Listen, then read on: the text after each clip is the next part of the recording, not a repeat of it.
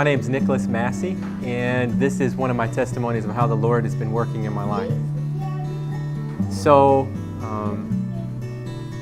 I just give you a little background about who I am and where I've come from, and that'll help you kind of put things into context. So, I started working at Weimar Academy about 2.5 years ago, almost 3 years ago. And prior to starting that, we moved to Weimar Academy from Kentucky. And we had some friends here that were working at the academy. And we'd actually left the church. And I called them one Sabbath because we had been studying and we decided to come back to the church. And I told them Happy Sabbath. And so they were excited, said, you know, we were just thinking about you and your family a couple of days ago at breakfast, and we think you guys should come out to the health program at Weimar. And our first response, we didn't tell them this, but was no way. We're not ready for that level of Adventism. At least that's how we pictured it in our mind. And so we prayed about it a little more, and the longer that we processed through it and prayed about it, my wife and I both felt like this was where God was calling us. So we came to Weimar Academy. But not all of the obstacles were out of the way yet. We had enough money to get here, but we didn't have enough money for tuition, and we only had enough money to sustain us for the 4-month program. And so we prayed about it. We notified our friend that we felt that this is where God was calling us, but we couldn't afford the tuition, and we could not afford to live beyond the 4-month period. He said, well, we'll take care of your tuition. And so that was really a blessing. And so that was one of the doors that opened. And as I talk a little later, there are basically, at this time I didn't know this, but there are 4 things that kind of help you process through what God's will for your life is. The first one that you just heard about was we were praying and we were impressed. So the difference between an impression and an impulse, I like to use the analogy of a grocery store. They have this thing called impulse buying. And what it is, so for example, you go through the checkout line and you notice there's a pack of gum there. And now you feel like you have to buy that pack of gum. Whereas the way that's different is, that's impulse, an impulse. The way that's different is when you think you haven't even walked into the grocery store and you're like, man, I really need a pack of gum. And you set in your mind a plan to obtain that pack of gum. So you go to the grocery store and you buy it and then you leave. So that's the difference between an impulse and an impression. And the longer that we prayed, the more we felt like it was something that we couldn't shake, that God was asking us to do. And so that's where we move forward. Whereas if it were an impulse, we might have felt like, oh, we got to act now. This is what we have to do, and we have to move in 2 weeks. It didn't happen that way. And so it grew with time. And then another way of discerning God's will is by watching for indications of His providence. So as we watch for indications of His providence, one, the tuition was moved, and there were some other things like that I had to have worked out in my workplace that was another indication of God's providence. And so we walked through that. So fast forward, we come to Weimar, we work my wife attends the health program. It did not go as we planned because the original plan was for her to go through while I watched our son, which I believe was 2 or 3 at the time. And then I was going to go through the health program after that, and then as a family, we were going to leave and go wherever the Lord called us, which, we had no idea where that might be. So it was an act of faith. And we decided that once we kind of got into the situation, we ran out of money, and we said, well, we just don't think it's the right time for me to go through the health program. And so And we recognized that in November and at the end of December was when we had to have something, because we couldn't stay on campus without working there, and we couldn't afford to move out on the economy, just so many variables. And so we started putting job applications in all over the country and praying and asking the Lord to open up doors. Well, it didn't work out the way we thought it would, again, and that's okay. What did happen was an unsolicited offer, and you'll hear me say that many times, unsolicited. An unsolicited offer came across our path for the principal at Weimar Academy, Chad Bernard, asked my wife, "Hey, do you want to teach? We need a teacher at our place, and it's government." And Andrea says, "Well, that's not me, but my husband Nick might be interested in teaching." And so, mind you, I didn't have a teaching certification. I was just finishing my bachelor's. And so they hired me and I started teaching. Now, I knew that they were looking for a new dean. And I kind of talked with Chad and I said, "Hey, just so you know, I am kind of interested. I do have some experience." He said, "Well, apply for it." And I went back home and talked to my wife, and she was like, "No way. My plan is for us to get out of here as soon as possible so I can be close to my family." And so I'm like, okay, I'm not going to push it. So I didn't put in the application. I let it drop. And so I teach. I have a great experience. And then we receive a phone call near the end of the semester that there's this restaurant that's going to be opening up in Michigan, which happens to be close to my wife's family. And this was her shoe-in. This was her time to go be close to her family like she wanted to be. And so we were still a little uncertain about that. It was very new. But the Academy's search for a dean was unsuccessful. They even brought a person in, but for whatever reason, circumstances didn't work out and they ended up not hiring that individual. And one of the students who they were kind of allowing on the inside of the interview for the dean process said, "Hey, have you thought about Mr. Nick? I think he would be a really good fit as the dean." And so then they put out the hound, which happened to be my old friend, and she goes, "Look," if she worked at the Academy, she was the girls' dean. She says, "Look, if you're serious about this dean thing, you need to go ahead and apply." And so at that point, my wife went silent. And as we talk about it later, we recognize that the reason she went silent was because at that point, she felt like that was really God's plan for our family, and she didn't really want it. She's laughing in the background right now. And so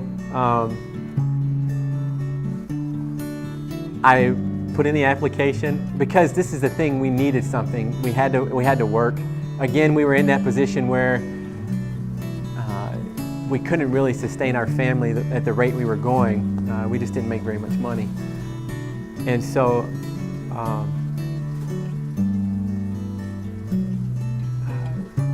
I go through the interview process. I felt really good about the interview. And it's not necessarily that I was gung-ho, I want to be a dean, I've dreamed of being a dean my entire life. That wasn't the case. I just recognized that God was calling me to help build character in people in general, helping them to grow spiritually. And that's one of the primary functions as a dean. And so I felt like it was a good fit, something I could do and that I would be interested in. However, my wife was still silent. She hadn't talked to me for like 3 days. I come back, and it was after the interview, and she didn't even ask me how it went. And again, later she goes, "I know that you did a great job, I just needed a little time to process it." And that's basically what happened. Was that night in the interview, they asked me if I had any concerns about the position. I said, "Well, my wife. I'm just going to be honest with you." And so they let it set for about 2 days. And within that time frame, my wife comes to me and she loses it. She's crying and she says, "I know this is where God is calling us, I just need some time to process it because I was so close to being near my family, which is what I wanted for so long. But I know that this is where God is calling us. She had a deep impression. And the indications of His providence seemed to be pointing that way. And then they interviewed my wife and I together because they wanted to make sure that she was okay with the position. And by that time, she was on board. So we call the other guy, say, hey, it's not going to work out, the one in Michigan, and we pursue the job as a dean. Now, deaning, and that is 2 years ago. And I'm at the finish of my second year as a dean now, and we decided that the position was not the best for our family. And I learned many things by being in the position, so I don't question the calling here. I truly believe that I was the man God needed for the position. And I fulfilled what He brought me here to do. And I also sensed that He had to do some work on me. I was in the military for about, I was in the military for 3 years. And I thought I was a leader. I'm ready to lead the people of Israel, like Moses. And the Lord sent me to tend some sheep for about 2 years, and it was enough to show me that I wasn't the leader I thought I was. He really revealed some weaknesses to me. He revealed to me that I needed to set my priorities straight and that I needed to put my family first. And that's one of the primary reasons that we're leaving the position that we're in now, is because I want to put my family first. And it just wasn't a healthy position. It wasn't in rhythm with our family. Not that the school's bad, there are none of those things. It was a great team. I absolutely loved the staff. The students were a part of my heart. And so, nevertheless, I recognized this past January that something had to change, or my family would no longer remain together. And so I started praying. I hadn't started praying with my wife yet. And to give you some background, I thought that the Lord was potentially calling me into the ministry to be a chaplain in the military. And I had received a series of dreams, and that was kind of what was processing. I had a providential conversation. And so again, I'm bringing back in those words, watching for indications of His providence, praying and receiving impressions or dreams. And those things are not always indications of God's will. And I'll explain to you how that is not so as we kind of go through this story and this process a little more. There's still, I like to think of it as a chair. There are still 2 other legs that you need on the chair of faith before you sit on it. So watching for indications of His providence and impressions received through prayer. Then it's seeking godly counsel and studying the Bible and the spirit of prophecy. Those are the 4 legs that you need. And so I'm trying to remember where I was at in my story.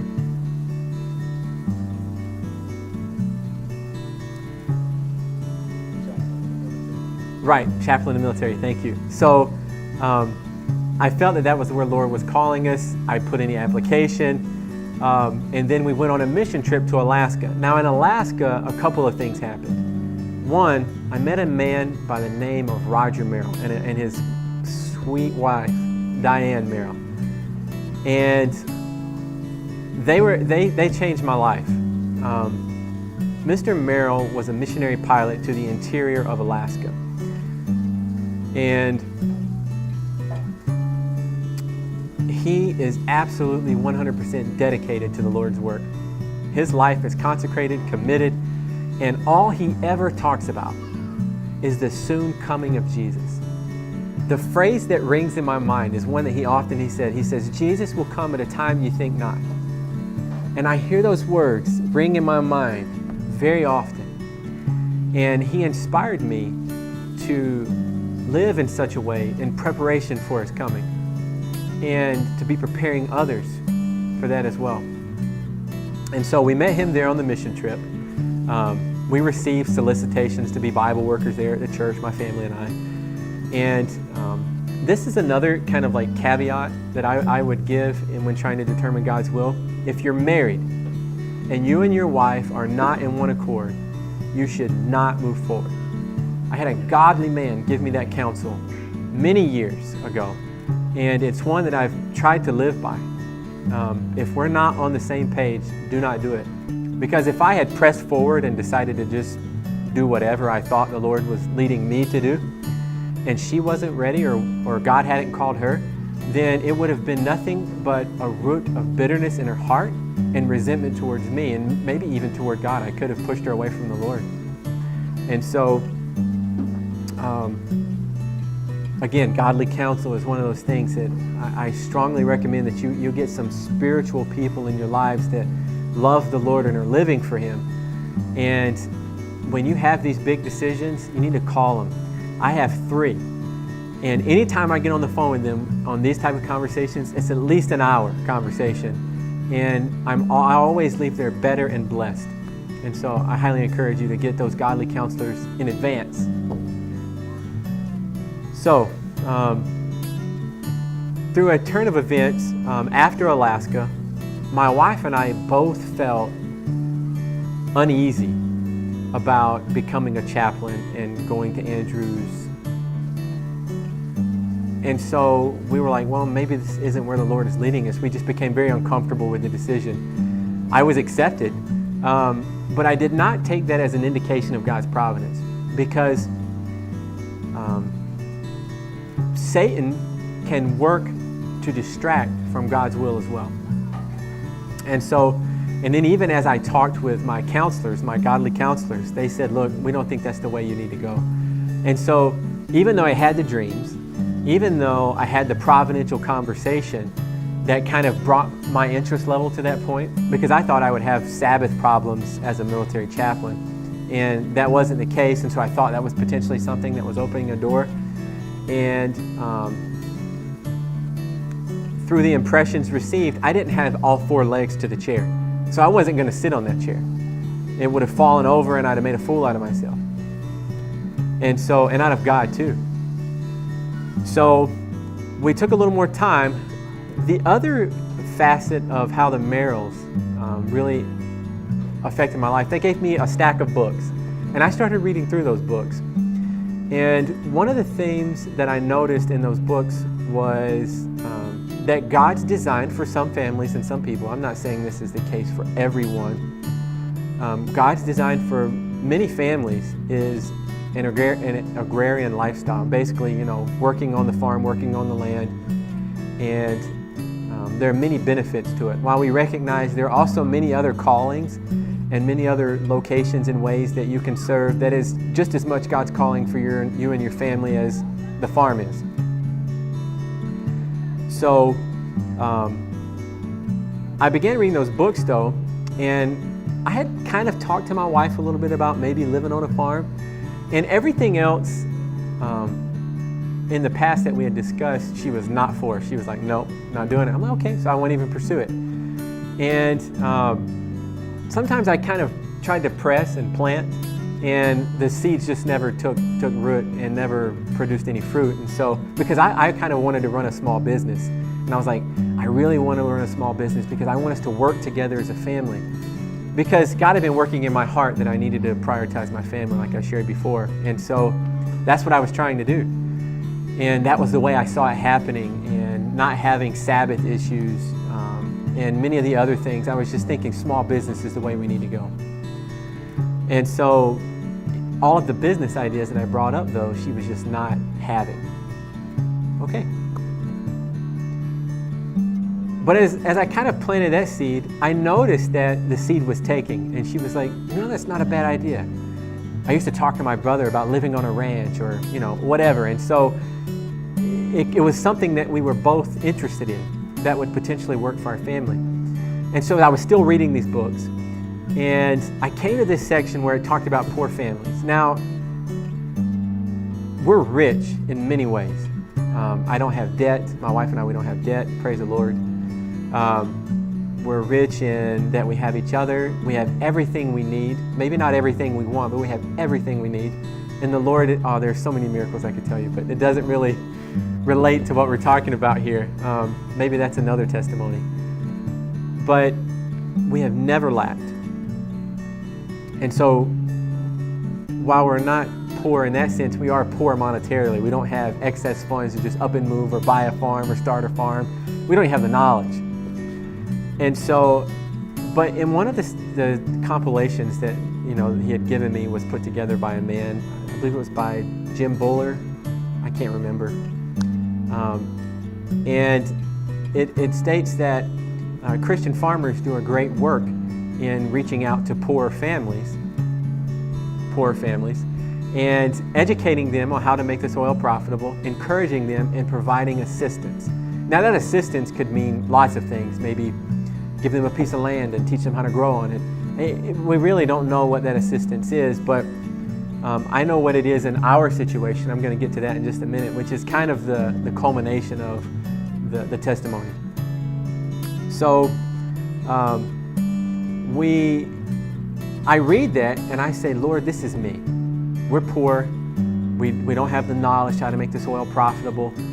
And also a wrinkle in this was my father-in-law was diagnosed with lymphoma cancer, and we don't have the funds to fly across country to help out, or heaven forbid he pass away and we don't really have the ability to get there.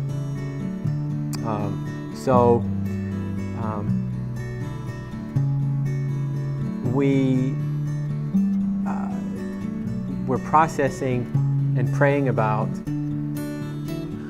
or at least I am by myself, what is our next step? And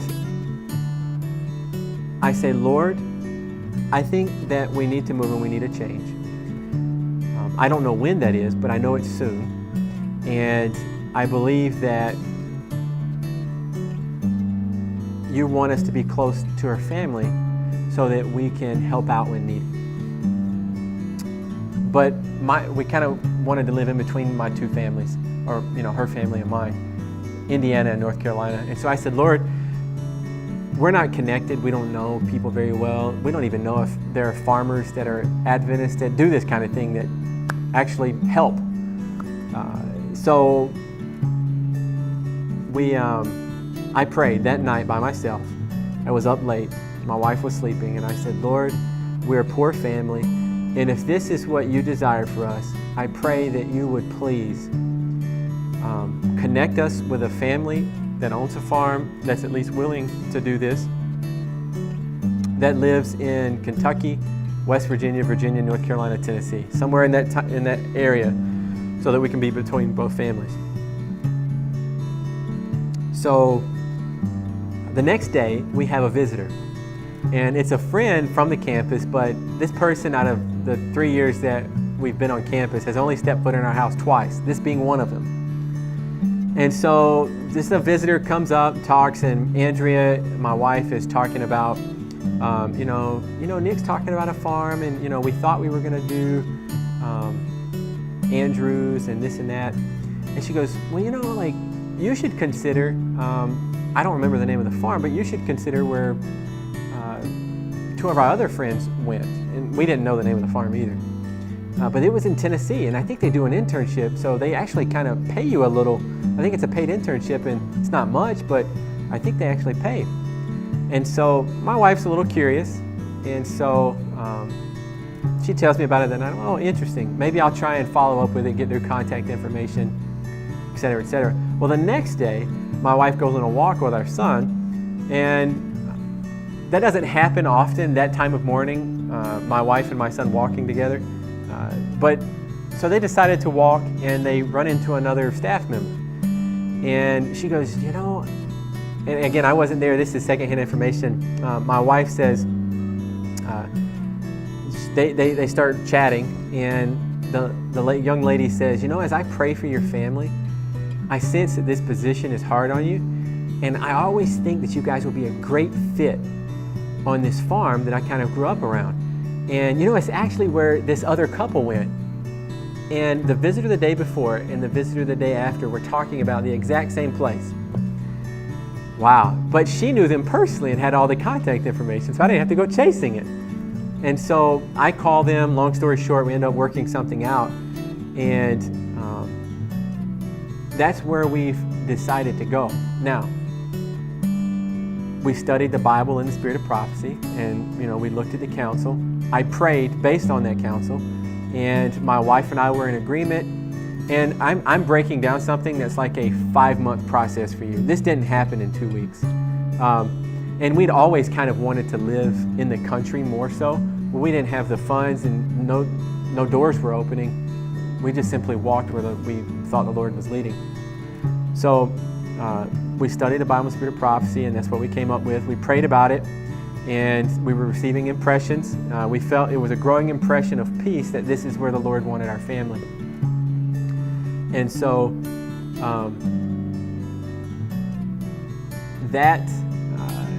we also talked with my counselors and the indications of His providence, the answers to prayers, and there are many other doors, because it was a step of faith just for us, because again, we don't have money.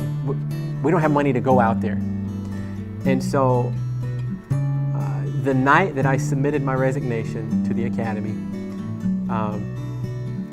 my wife was anxious and nervous, and I said, let's pray. And so we prayed. And I took a line from one of the last 4 chapters in the Ministry of Healing called Help in Daily Living. Highly recommended if you're trying to make a decision on what the Lord is calling you to do. I read that chapter many times. And the line is tokens of His love. And so I prayed and I said, Lord, would you please provide us with tokens of your love and give us peace with this decision? The very next day, we received 2 unsolicited job offers. And I've probably, over about a month period, we've had 10 job offers come up. We don't have the money, but we have the ability to work. And the Lord has blessed us with that. Now, we couldn't take all of those positions, but we've taken the ones that worked for our family. And I saw it as God's abundant tokens of love, saying, look, you're going there for your family, and you're following me, you're listening to me. I'm going to bless you abundantly. And so that's really the summation of the testimony of how God has been working in my life.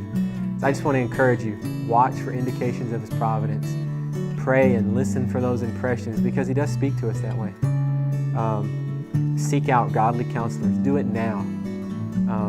And finally, study the Bible in the spirit of prophecy and see what you can gain.